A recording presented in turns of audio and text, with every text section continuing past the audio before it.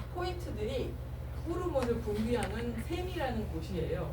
그런데 우리가 얘기하는 화학 물질이 우리 몸에 들어오면 얘네들을 이 표적이라고 하거든요. 그 호르몬을 분비하는 이 셈을 표적 삼아서 얘네들을 교란시키는 거예요. 제대로 기능을 못하게. 그래서 보면 전립선이라든지 이런 유방이라든지 난소 이런 데 문제 생기는 것들이 바로 이런 원인 때문에 그렇다라는 거고요. 그리고 그 메커니즘을 좀 설명해 드리면 이게 내분비학 교과서에 있는 거거든요. 여기 정상가정이 왼쪽에 위에 있는 게 정상가정이고 호르몬의 정상가정이고 이 두 개가 모방작용, 봉쇄작용으로 호르몬, 환경호르몬 물질이 우리 몸에 들어갔을 때 어떤 식으로 그 작용을 하는지에 대한 설명인 거예요. 호르몬은 열쇠하고 자물쇠하고 똑같습니다. 자물쇠를 열려면 어떻게 해야 되죠? 열쇠가 자물쇠에 딱 맞아야 되잖아요. 안 맞으면 안 열리고 안 닫히잖아요. 그것처럼 호르몬이 분비가 되면 이 호르몬 수용체라는 데 이렇게 결합을 해요. 그래서 결합을 하면 그 일이 반응이 나타나는 거예요. 예를 들면 사춘기 때가 되면 사춘기 성호르몬이 나와서 사춘기가 발현이 되는 것처럼 그런 건데 모방작용은 뭐냐면 수용체하고 결합을 해서 반응도 나타나는데 걔는 지금 나올 호르몬이 아닌 거예요. 예를 들면 7살짜리가 생리를 해. 그거는 7살짜리가 지금 사춘기가 아니잖아요. 그러니까 미리 뭔가 우리 몸에 있는 아까 말씀드렸던 유치원 아이들한테 프탈리티가 있으면 걔네가 좀 더 과량이거나 뭐가 문제가 있는 경우에 호르몬하고 결합을 해서 더 일찍 생리를 하게 한다거나 남자아이들 같은 경우에는 ADHD를 일으키게 한다거나 뭐 이런 영향을 주는 거죠. 봉쇄작용은 뭐냐면 그 일이 일어나야 되는데 그걸 일어나지 않도록 무반응을 일으키는 건데 예를 들면 다낭성 난소증후군이라는 자궁 질환이 있는데요. 이 질환은 생리를 안 해요. 못 해요. 왜냐하면 자궁에 다낭성 난소증후군이 있는 사람들 난소를 초음파로 보면 매해 배란이 하나가 돼서 얘가 수정을 하지 않으면 대출되는 게 생리잖아요. 근데 하나만 커지게 돼 있어요. 난자가. 근데 난자가 여러 개가 커지거나 아니면 어떤 경우에는 이렇게 원숭이 같은 경우 실험을 보면 우리가 인절미 같은 거 왜 프라이팬 하면 이렇게 다 들러붙죠. 그런 식으로 돼 있어. 여러 개 난자가. 그래서 결과적으로 생리를 안 하고 생리를 안 하면 결과적으로 뭐냐? 임신도 어렵고 그거 자체가 난소암까지도 이렇게 갈 수 있는 그런 질환으로 발전하게 되는 상황입니다. 그런 기전을 설명해 드린 거고요.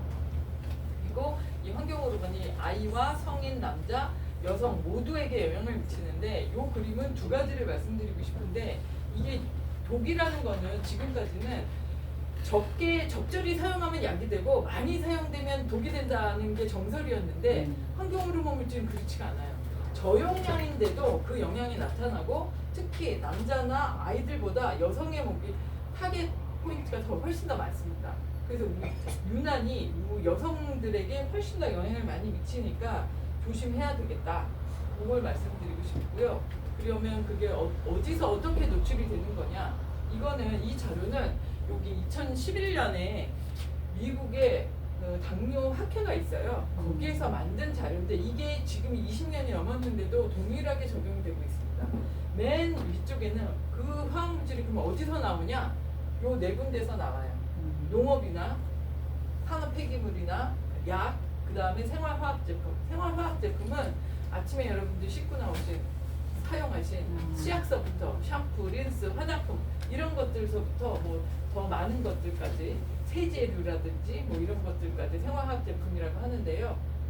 거기에서 비롯된 것이 우리 몸에 피부, 호흡, 그 다음에 경구로 음식을 통해서 들어오는데 문제는 요 태반도 통과한다 는 거고요. 그리고 얘네가 지방조직이나 췌장, 간, 뇌, 골격근을 통해서 대사 과정을 거쳐서 결과적으로는 이런 질병을 일으킨다. 이런 내용이고요. 이 질병은 지금 당뇨학회에서 만든 거라서 요것만 있는 거고요. 제가 아까 말씀드린 대로 질병이 수십 가지나 되더라고요. 그래서 각 분야별로 내과는 내과대로, 소아과는 소아과대로, 비뇨기과는 비뇨기과대로 이런 화학물질과 관련돼서 어떤 질병들이 영향을 받는지에 대해서 우리나라뿐만 아니라 전 세계가 연구를 하고 있습니다. 연구 결과가 굉장히 많이 쌓여 있고요. 그래서 계속해서 제가 다큐멘터리 만들고 있고요. 이런 거 많이 보셨잖아요. 일상생활 속에서 노출되는 유해 화학물질이 이런 가습기 살균 데서부터 시작해서 이렇게 모르는 사이에 요거 같은 경우에는 한살림에서 그 아시죠 내용은 달걀에 그 DDT의 부산물이 발견이 됐는데 우리는 농약을 쓴 적이 없어.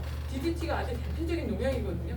쓴 적이 없는데 왜 나와? 그래서 저는 그거 왜 그러지? 라고 생각을 했는데 여기 닭을 방목하는 그런 목장이었거든요. 왠지 모르세요? 처음 들으세요 저한테? 아시죠? 네. 네. 거기가 원래 과수원이었다면서요. 네. 그래서 이전에 사용됐던 게 흙에 토양에 남아있다가 여기 영향을 미친다는 거예요. 그래서 한 번 사용하면 DDT는 얘가 지금도 안 없어지고 있거든요. 70년에 금지됐는데도 불구하고.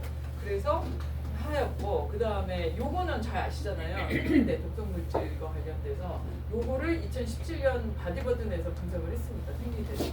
그래서 여성환경연대하고 같이 생리대를 제가 직접 그 여성환경연대 사무국장하고 같이 사서 이한소영 선생님하고 사서 그 강원대까지 가서 그 강원대 김명국 교수님한테 전달해 드리고 챔버에서 어떤 식으로 이거 분석할지에 대해서 논의를 하고 그랬던 그런 일이었는데 이제 나중에 방송 끝나고 나서는 조용하다가 7월에 이제 이렇게 굉장히 이슈가 되었고 아마도 제 생각에는 우리나라 생리대가 전 세계에서 가장 안전하지 않을까 그런 생각을 해봅니다. 정리 좀 해볼까요? 환경호르몬이 뭐죠? 어머니 말씀하세요. 내분비계 교란물질 어떤 거죠? 인위적으로 이 화학물질인데 우리 몸에 들어와서 호르몬의 작용을 방해하거나 또는 그 유사작용을 해서 호르몬의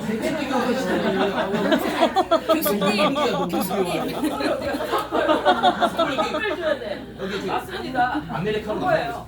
내분비계 교란물질은 신체 정상적인 내분비 즉 호르몬 기능에 영향을 주는 체해물질이에요. 아주 정확하게 말씀하셨고요. 여기 외우셨어요? 잘 가르쳐 주셔서.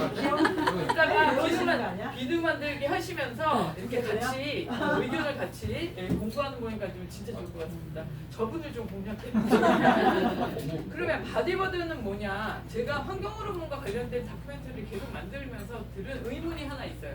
이게 프탈레이트, 저 자꾸 저한테 물어보세요. 어떤 물질이에요? 뭐 비스페놀에 이렇게 해봐야 소용이 없는 거예요. 왜냐? 우리 몸은 물 마시면 물로, 음식 먹으면 음식으로, 샴푸 쓰면 샴푸로 다 우리 몸에 들어오는 거잖아요. 그러니까 하나하나의 물질이 영향 미치는 거를 아는 게 아무런 의미가 없다. 바디버든 차원에서 이해를 하지 않으면 이거는 말짱 꽝이라는 걸 알게 됐어요. 그래서 바디버든이 뭐냐? 여기 써 있는 것처럼 한번 읽어볼까요? 인체 내 특정 유해인자 또는 화학물질의 총량. 예, 요겁니다. 총량의 개념에서 이해하지만 하지 않으면 안 된다. 그래서 요 제목도 제가 바디버든이라고 했고요. 그래서 8주간 임상 실험을 했고 뭐 이렇게 했습니다. 이렇게 요거는 뭐 제가 뭐 설명을 했던 건데 이렇게 여기 참여하셨던 분들이 이렇게 여기가 강남 성모병원이고요. 오시라고 해서 이렇게 설명을 좀 드렸던 거고요. 여기 바디버든 프로젝트라고 돼 있죠. 아마 인터넷에 바디버든 프로젝트 그러면 뭐 제품이 하나 뜰 거예요. 저하고는 아무런 관계가 없는 이게 그 상업적으로 이거 화장품 회사더라고요. 이거를 상품을 상호 등록이라고 그러나 그걸 하셨더라고요. 되게 황당하죠. 그거 오늘 저도 제보로 알았어요. 그래서 아 이게 그렇구나 그랬고요. 그리고 뭐 이런 사례도 있습니다. 바디버든에 참여하셨던 분이 이분인데 나중에 그 발암물질 사회 영상 보여드린 다음에 보여드리고 싶은데 이거 먼저 살짝 보여드릴까요? 플레이가 안 되네. 예, 그 이분이 8번째 시험관하기 하셨던 분인데 계속해서 실패를 하셨던 분이에요. 근데 저하고 8주간 산 다음에 못 읽나 봐요. 못 읽나 봐요. 안 돼요. 네. 비디오를 사용할 수 없음이라고 나오네. 이 버전에 따라 못 읽을 수 있어요. 4분이 임신이 안 돼서 참여하셨는데 3분이 임신을 하셨어요. 그렇습니다. 그리고 환경으로 내분비계 교란물질이라고 했잖아요. 엔도크린 디스럽팅 케미컬 이게 원래의 원명이에요.